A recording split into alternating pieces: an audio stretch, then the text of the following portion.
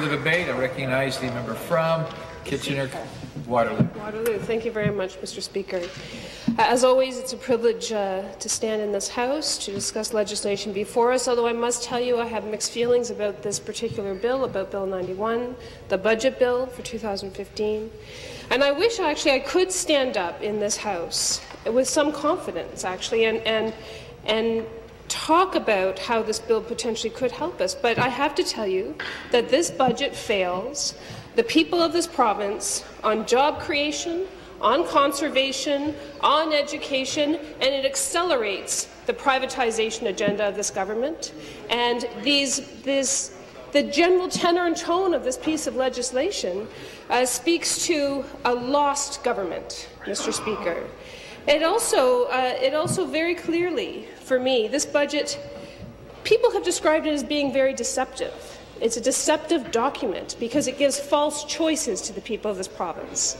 It also seeks to redefine the basic language that we've used in this House for years, Mr. Speaker, like the definition of partisan, for instance, like the definition of catastrophic impairment. The language is important. The definition of that language is also important. This government is actively trying to redefine the role of government, really, in the province of Ontario. It rams through changes that no Ontarian voted for, and I need to get that on record. The people of this province have not had their say.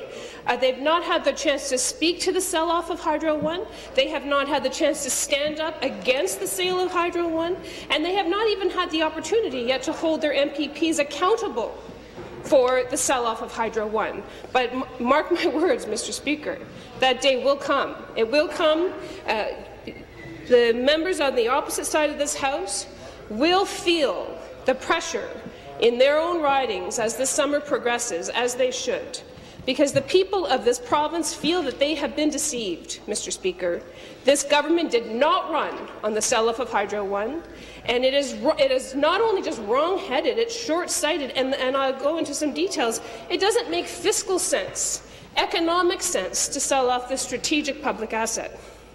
I also want to get onto the record, Mr. Speaker, that the Premier Wynne and this government has used a Harper-style time allocation motion to limit debate in this House and at committee. It is shocking that the people, Mr. Speaker, 2/3 of the Ontarians who applied to be heard at the budget hearings were shut out. 2/3 because of time allocation. Also, this government only chose to consult in Toronto. There is more to the province of Ontario than Toronto. Toronto is very important, Mr. Speaker.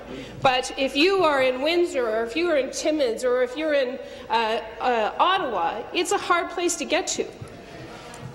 But maybe I missed something. But I certainly don't remember Premier Wynne telling Ontarians that she would govern this province just like Stephen Harper has governed the country. That certainly was not made clear during the last election. I do remember the Premier saying that prior to the last election that she was going to do government differently and that she would open up and be more transparent.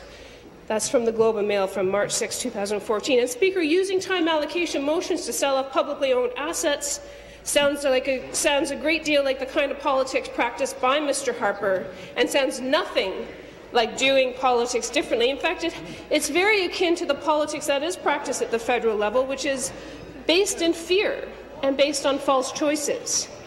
And, you know, I think the false choices piece is that this government has said they have to sell Hydro One to fund infrastructure. That's a false choice, Mr. Speaker. If we just take a step back to 2010, when the Premier was then the Minister of Transportation, and she pulled $4 billion out of transit, and then she cut corporate taxes. That was a choice. That was a choice that she made.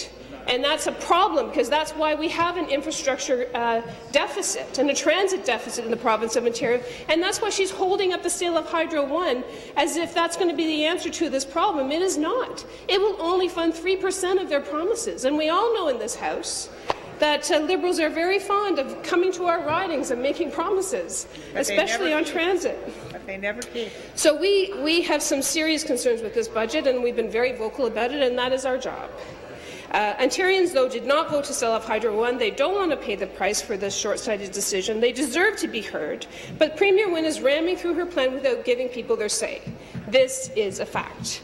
Hearings were held for only 4 days, only in Toronto. As I said, Ontarians in the north, the southwest, the east, none of them voted for a government that would sell off Hydro One. If the sale off of Hydro One was part of that platform, people would not have voted for Liberals, Mr. Speaker. That is not a stretch. Wynne didn't campaign on this and doesn't have a mandate to sell Ontario's Hydro One. And there is a fundamental issue of accountability here, Mr. Speaker, that we ran against. We ran into a brick wall at Committee on Finance. The government's new amendments do nothing to stop the removal of oversight, which we have raised as a concern of the independent officers. They've just extended the period before oversight is removed and restricted their oversight powers. I mean, this is just tinkering with democracy, Mr. Speaker. That is what happened at Committee. In an unprecedented move, 8 of the independent officers of this legislature have spoken out against this government and the decision to sell off Hydro One and to remove their oversight. This is the most open and transparent government? Mr. Speaker, I mean, the Auditor General, the Ombudsman, the Financial Accountability Officer, the Privacy Commissioner, the Integrity Commissioner, the French Languages Services Commissioner, the Children's Advocate, the Environmental Commissioner, all of them used the strength of their office to raise the awareness, to peel back the layer. Perhaps, we're going to have to somehow figure out a way to unlock the truth in this place, Mr. Speaker, or broaden the definition of truth. Perhaps that's going to be in Budget 2016. This budget will result in the following. The AG will not be able to conduct performance audits on Hydro One. The Ombudsman will have no ability to investigate public complaints against Hydro One. And why is this important? Well, the people of this province know why it's important. The people do. The Ombudsman's most recent report from last week revealed that 84,000 people got the wrong bills or bill information. And it was only because of the independence and the enforcement powers of the Ombudsman that Ontarians got the help that they needed. So that door will be slammed shut in the face of Ontarians when this bill passes tomorrow. A corporate ombudsman will only be responsible to the corporation, not to Ontarians. The cell phone companies have ombudsman offices. Cable companies have ombudsman offices. The 407 has an ombudsman office. When was the last time you heard a critical, hard-hitting report from those people from those places? Never. People understand what is happening here. They really do. This is not open and this is not transparent. The Information and the Privacy Commissioner will no longer be able to oversee the right of access to records held by Hydro One. The Financial Accountability Officer will not be able to examine the impact of the planned hydro operations on consumers and on the economy. Mr. Speaker, we just got the Financial Accountability Officer here. We just brought him here, and the first thing that this government did was shut him out of his job. They've just, I think he's been moved twice. If there was ever a role for the Financial Accountability Officer, it would be to look at this Hydro One deal, because as has been declared by even white-collar fraudsters from jail, this is the biggest con job he's ever seen in the province of Ontario. And the numbers don't add up, Mr. Speaker. Lobbyists will no longer be required to report whether they are lobbying Hydro One. The Integrity Commissioner will no longer review Hydro One expense claims to ensure prudent spending. Mr. Speaker, people are shocked. They truly, and they're so disappointed. The most recent report that I saw on the financial piece of this deal is from the Peters report. Mr. Douglas Peters was the former chief economist for TD Bank, the Secretary of State for Finance, the Liberal MP. He says selling off Hydro One is the wrong decision. It was not appropriate to sell the electricity business to outside investors in the past, and we do not believe it is appropriate for the province of Ontario to sell it again. What this sale of Hydro One proves is that the first priority of this government is Bay Street, and then the people come much lower down on the list, Mr. Speaker. Selling 15% of Hydro One instead of borrowing for infrastructure investment will actually result in a net loss. I mean, this is really important for people to understand. It will result in a net loss to the public of $84.7 million a year. Hydro One is a profitable company. It brings revenue into this legislature, which we invest in healthcare and education and infrastructure, Mr. Speaker. It's burning the furniture to heat the house. It's incredibly short. And then Mr. Peters actually goes on to say, Mr. Speaker, that selling a 60% stake will cause a net annual loss of $338.8 million.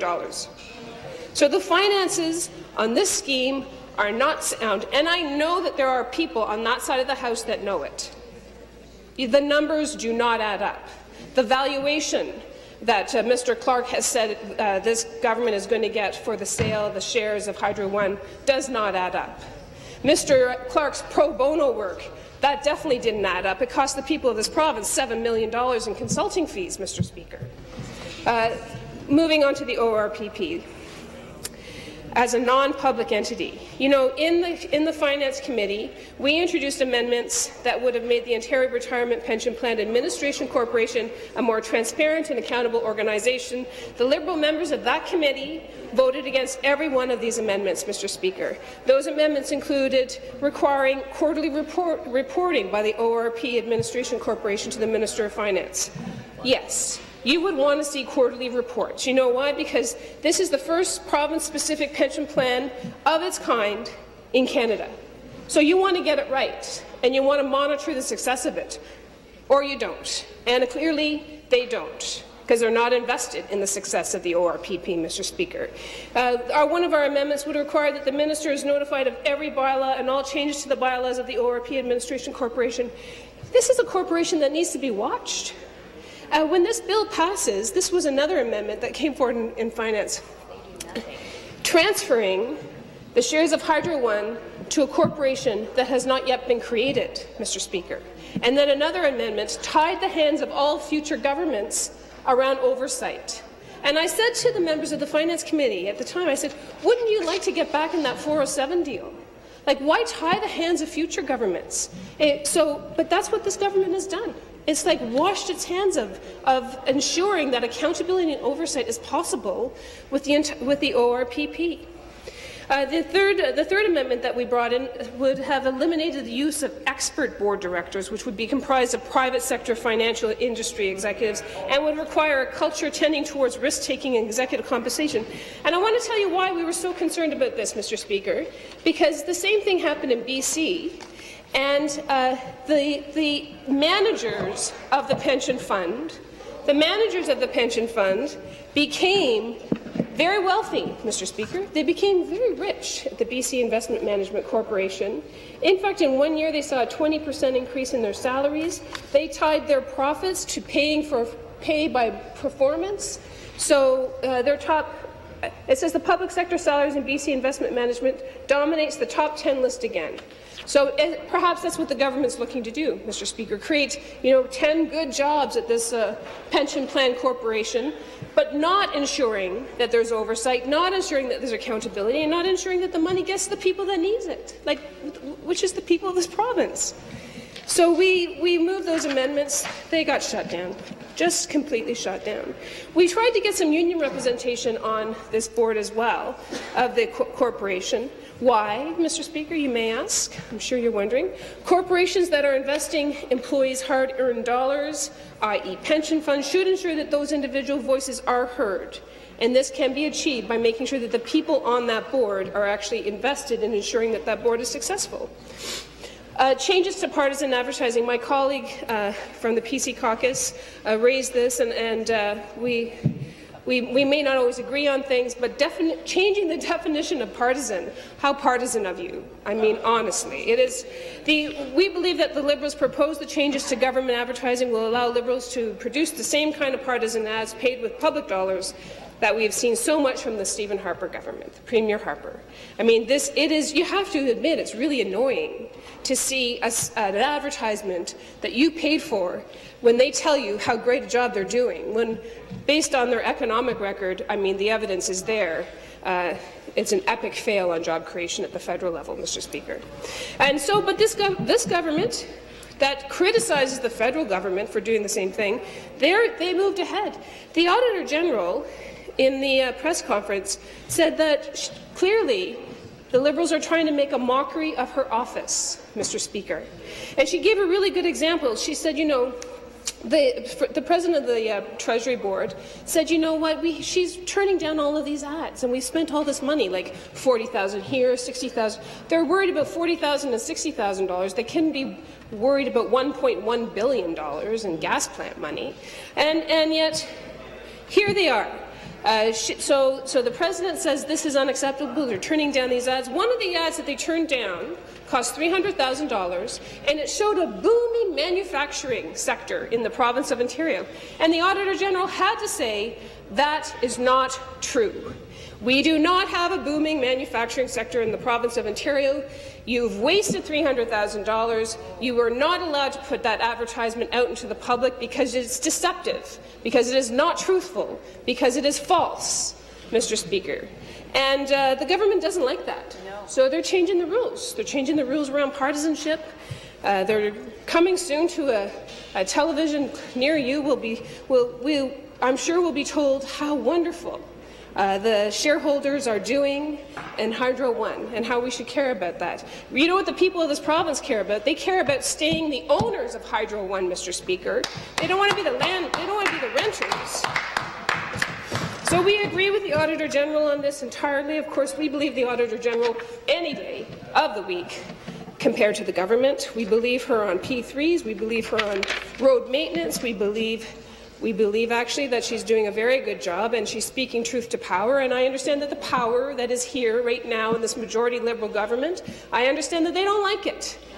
But you know what we don't like? We don't like you changing the rules so that the people of this province have to pay for false advertising and feed it back to us as citizens. I know the people in my riding, one lady said, she goes, this adds insult to injury. You know, because she quite rightly said, you know, I'm sure that they're going to spin off something about Hydro One. One change that I didn't get a chance to speak to in committee was the definition of catastrophic impairment, and we didn't get that because, of course, it was time allocated, because you don't want democracy to get in the way of a bad budget, Mr. Speaker.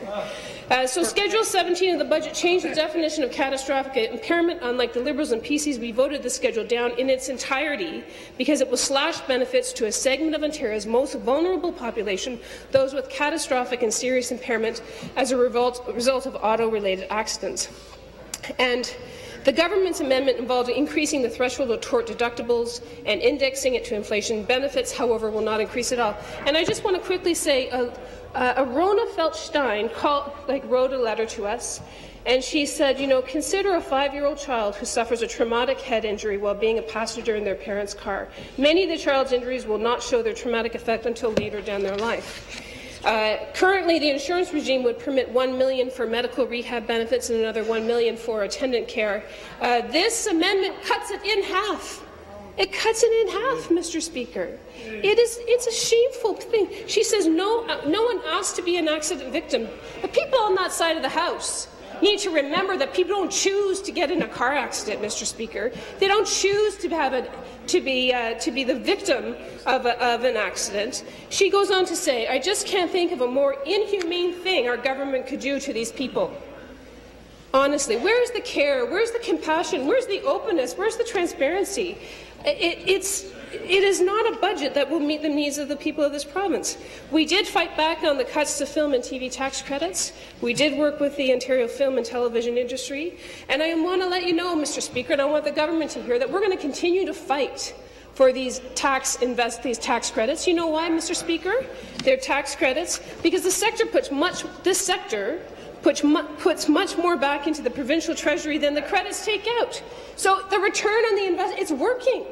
You can't even do something right when it's working, Mr. Speaker. This government they've already poisoned the well by introducing the reduction in tax credits going forward. So they're scaring investment away from Ontario on the film industry. The Trillium Trust Act is the final thing we didn't get to because of time allocation. Nobody trusts that the Trillium Trust is going to get the money that is set aside because there's no clear path to get the money there, to get it for infrastructure. And I think that we can all agree that when we stand in this House, we are speaking from a position of privilege, Mr. Speaker.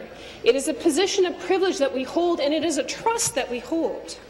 And what has happened in this majority Liberal government is that they have breached that trust with this budget. We will not be supporting it. As I said, it does nothing on job creation, on conservation.